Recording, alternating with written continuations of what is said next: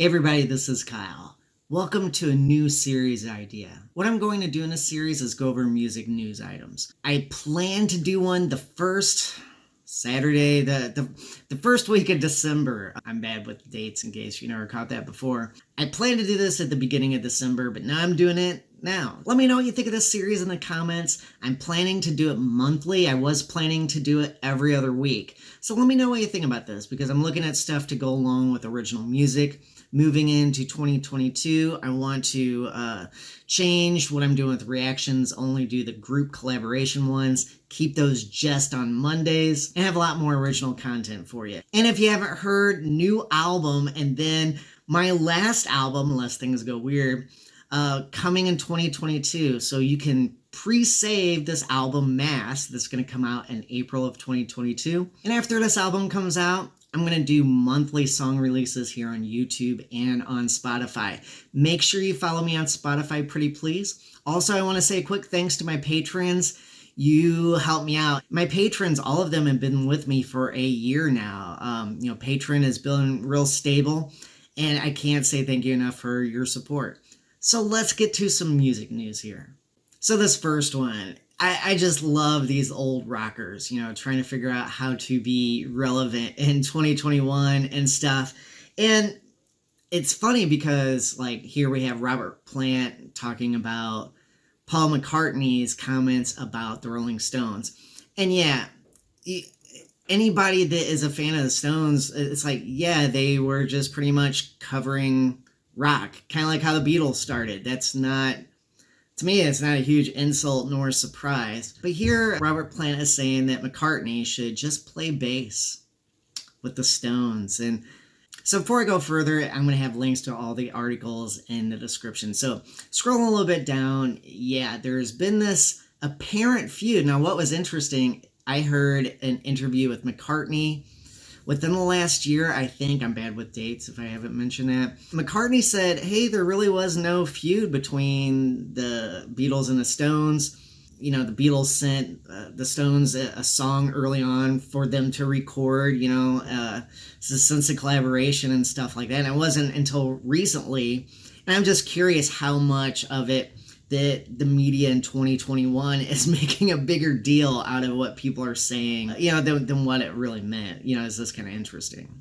Going to this next article, we have Incubus frontman reflects on terrifying Slayer experience and shares an opinion on Weirdo Primus. Okay, so when I was in high school in the 80s, there were a couple concerts that you just didn't want to go to unless you were crazy. And of course, I was the wannabe kind of punk rock kid as I was ending up high school and stuff. The idea for us where I went to high school is police aren't even allowed in Slayer shows. People die. I mean, it's just absolutely stupid mythology. I mean, just male teenage nonsense. 1980s male, just to specify.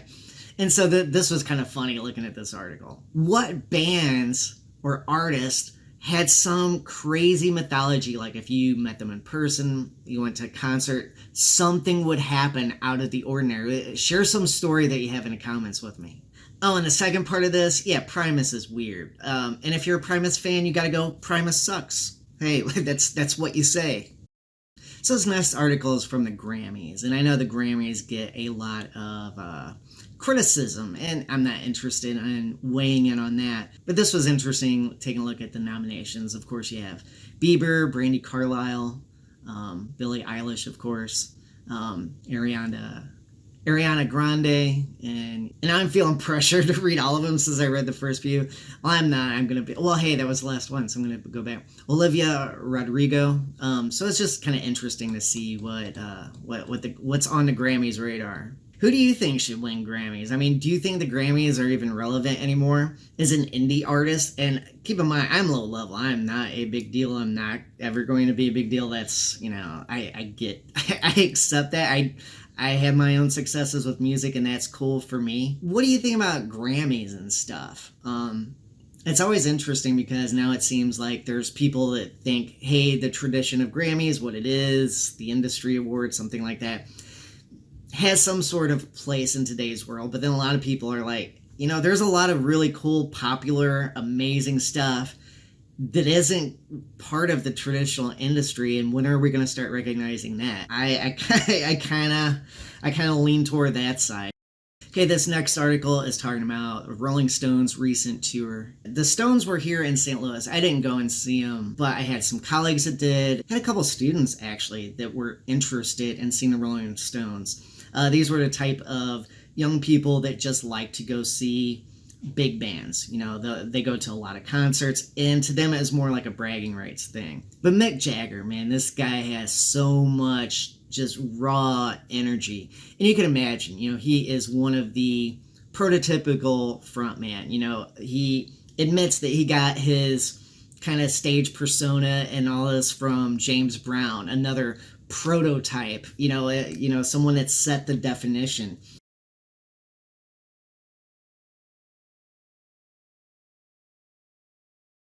Let me know what you think of the Stones. If you got to see them on a recent tour, past tours.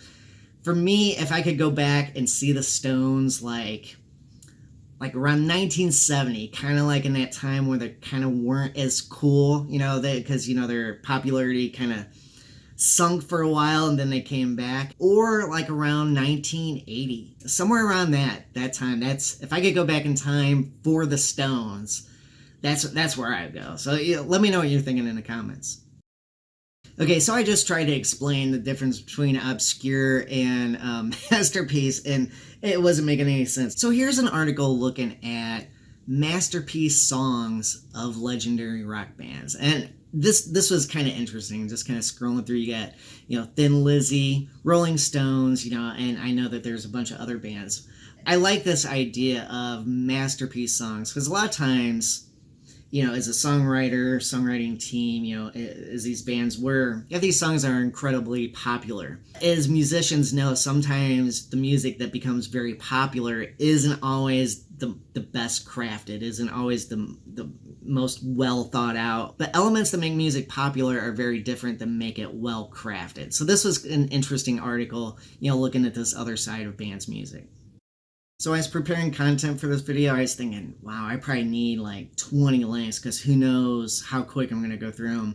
And as I'm making this video, I forgot, like, man, I don't have any friends, so I start talking and it's like, I pretend like I'm talking to a person. I don't know where to point. I pretend I'm talking to someone. This might be the last article for this. But again, let me know what you think of this series. I was envisioning maybe something every other week. So let me know if I should up the frequency and stuff like that. I can readjust. So how should I describe Freddie Mercury? I just tried a couple introductions here as I'm taping this. I'm like, okay, that's dumb because, you know, he did this other stuff or he did these other things.